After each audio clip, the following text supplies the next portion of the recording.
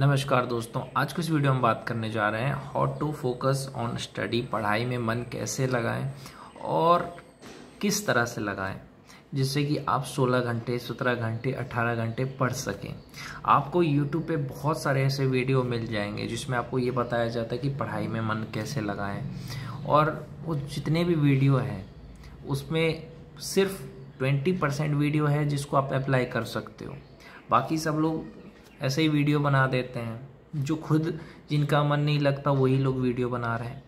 तो आज इस वीडियो में मैं आपको प्रैक्टिकल वाली बात करूंगा। ये नहीं है कि मैं आपको ये कहूँगा कि 24 घंटे पढ़ो 25 घंटे पढ़ो, ऐसी मैं बात ही नहीं करने वाला हूँ आज इस वीडियो में। आज मैं बात करने जा रहा हूँ प्रैक्टिकल।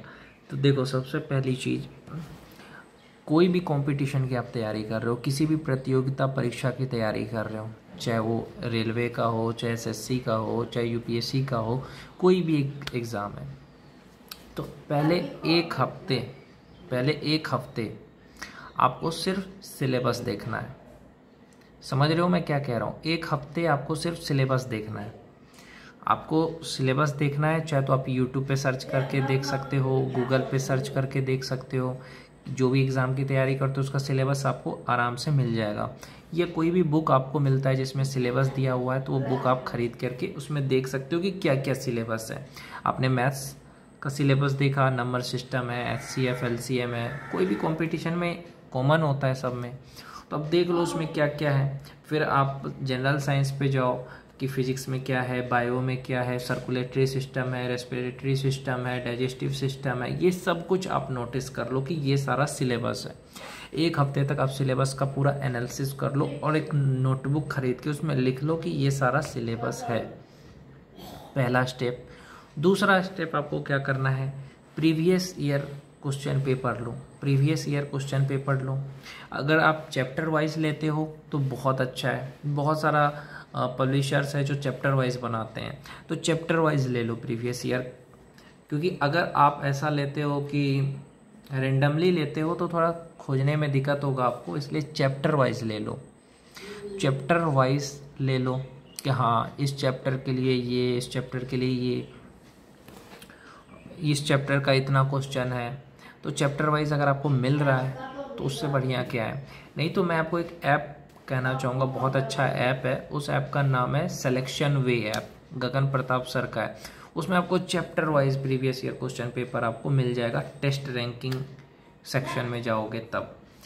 और सिलेक्शन वे ऐप इतना मस्त ऐप है, उसमें आप मैथ्स और साइंस बेस्ट टीचर है, सच बता रहा हूँ, बेस्ट है।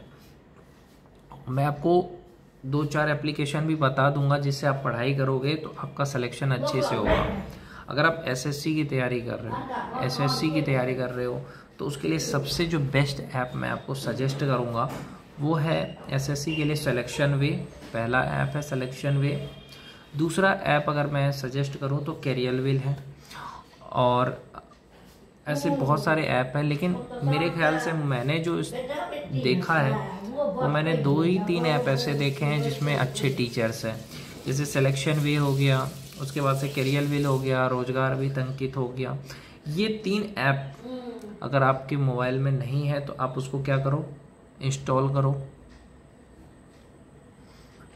मोबाइल में इंस्टॉल करो ये 3 app, selection way, career will और रोजगार विद अंकित। इसमें अगर मैं पहले नंबर पे कोई ऐप रखूँगा तो मैं रखूँगा सिलेक्शन वे, क्योंकि उस पर अगर मैथ्स आपको पढ़ना पड़ेगा गगन प्रताप सर से आपको मैथ्स पढ़ने मिल रहा है। दूसरे नंबर पे अगर मैं रखूँ तो कैरियर विल को, तीसरे नंबर पे रोजगार विद अंकित को। अगर आप एक ही ऐप से अगर पढ़ना चाहते हो और बढ़िया टीचर के साथ, तो सिलेक्शन वे बेस्ट है, बहुत बेस्ट है। अभी मैंने कुछ दिन पहले यूज़ किया, मैंने देखा बहुत अच्छी फैकल्टी है उनकी, और वो भी कम फीस में पढ़ा रहे हैं। 1000-2000 रुपये फीस होगा, उससे ज़्यादा नहीं होगा भाई, तो बेस्ट है वो। और एक चीज़, ऑनलाइन पढ़ने का फ़ायदा ये है भाई कि आप घर बैठे पढ़ सकते हो। और आपको मैं अगर सजेस्ट करूँ, फैमिली डिस्ट्रैक्शन है, घर में डिस्ट्रैक्शन है, घर में लोग हैं, छोटे बच्चे हैं, तो लाइब्रेरी बेस्ट है आपके लिए। लाइब्रेरी चाहिए, आप सुबह से शाम तक पढ़िए। आपके आसपास होगा तो, या आपके ज़िले में या आपके शहर में है तो उसको ज्वाइन करिए, उसमें पढ़िए। लाइब्रेरी में भी वही फीस है भाई, 1000 रुपये, उससे ज़्यादा नहीं लगता है 12 घंटे का। मैं खुद गया हूँ, और वहाँ पे आपका कंसंट्रेशन भी बढ़ेगा और आपका फोकस भी बढ़ता है। ये फ़ायदा है लाइब्रेरी का। फ़ायदा यही है कि आपका फोकस बढ़ जाता है। फोकस कैसे बढ़ता है? अब वहाँ देखते हो आसपास सब पढ़ रहे हैं तो आपका भी मन करेगा यार मुझे भी पढ़ना है। तो ये फ़ायदा है लाइब्रेरी का। देखो घर में क्या होता है कि चलो यार थोड़ा सा किसी से बात कर लेते हैं, थोड़ा सा घूम लेते हैं, ये है। लेकिन लाइब्रेरी में क्या है कि आप ये करते हो कि हाँ सब कुछ भूल करके भाई उतना देर, जैसे 6 से 12 है या 12 से 6 है, तो उतना देर आप सिर्फ स्टडी पे फोकस करते हो। अपने फ्रेंड्स को या अपनी गर्लफ्रेंड को भी बोल देते हो कि यार मैं भी लाइब्रेरी में हूँ तो इतना देर मैं, मेरे को कॉल या मैसेज मत करना, या मैं भी पढ़ रहा हूँ। तो लोग भी सोचते हैं, और लोग भी आपको परेशान नहीं करेंगे ऐसे कॉल करके मैसेज करके, सोचेंगे ये लाइब्रेरी में बंदा पढ़ रहा है। और घर में क्या होता है, अचानक आप पढ़ाई कर रहे हो, आपकी गर्लफ्रेंड का फ़ोन आ गया, आपके दोस्त का फ़ोन आ गया, आपकी फैमिली मेम्बर का फ़ोन आ गया, आपके चाचा का या किसी का, या घर का कोई काम हो गया कि यार ये काम कर दें, तो उससे क्या हुआ, उससे आप डिस्ट्रैक्ट हो गए। और घर में आप ये भी रहता है कि नींद लगी सो गए, लेकिन लाइब्रेरी में आप ऐसा नहीं कर सकते। तो मैंने जो आपको कहा है उस पर अगर आप फॉलो करो ना, तो मैं कहता हूँ कि 6 महीने में आपको देखना रिज़ल्ट देखने को मिलेगा। 6 महीने में आप सोचोगे यार ये इतना अच्छा कैसे हो गया। ओनली 6 मंथ्स, 6 मंथ में आप देख लेना कि कितना अच्छा हो जाता है आपका स्टडी। क्योंकि वहाँ पे आपको एक एनवायरनमेंट मिलता है, एक माहौल मिलता है कि हाँ भाई यहाँ सब कर रहे हैं तो मुझे भी करना है। समझ रहे हो? माहौल मिलता है आपको पढ़ने का यार। तो ये फ़ायदा है जो मैंने कहा, लाइब्रेरी का यही फ़ायदा है। बाकी अगर मैं बात करूँ कि और क्या करना चाहिए, बहुत सारे लोग कहते हैं कि हमारा फिर भी मन नहीं लगता है, क्या करें? तो भैया थोड़ा खेल कूद करो, थोड़ा क्रिकेट खेल लो, थोड़ा फुटबॉल खेल लो। अगर खेलने के लिए भी नहीं है तो थोड़ा सा घूमो। आप खेल नहीं सकते, मान के चलो बहुत सारे लोग कहते हैं यार कोई मिलता नहीं है कैसे खेलें, या अगर आप खेल सकते हो तो खेलो, अगर आप नहीं खेल सकते तो टहलो। टहलो का मतलब क्या है कि डेली आप 3-4 किलोमीटर तक टहलो। डेली 3-4 किलोमीटर तक आपको पैदल चलना है। रनिंग करते हो तो बहुत बढ़िया है, सुबह अगर दौड़ते हो तो उससे अच्छी बात नहीं है कुछ भी। अगर आप NDA CDS जैसी एग्ज़ाम की तैयारी करते हो तो आपको दौड़ना चाहिए। ये दिल्ली पुलिस, SI, दरोगा की तैयारी करते हो तो दौड़ना चाहिए।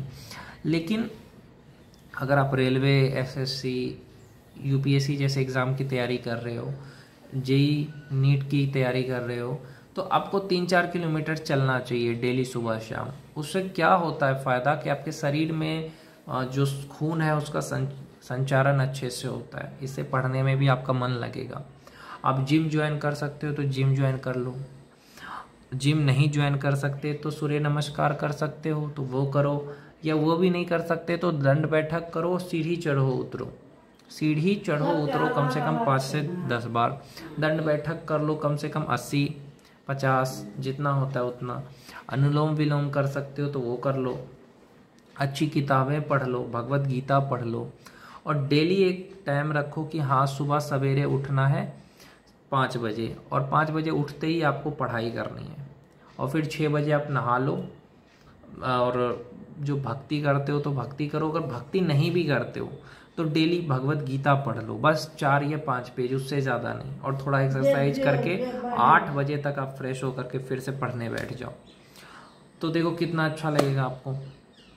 पढ़ाई में तब मन लगता है जब आपकी एक रूटीन होती है, जब आपका मन लगने लगता है तभी होती है, ऐसे नहीं होता।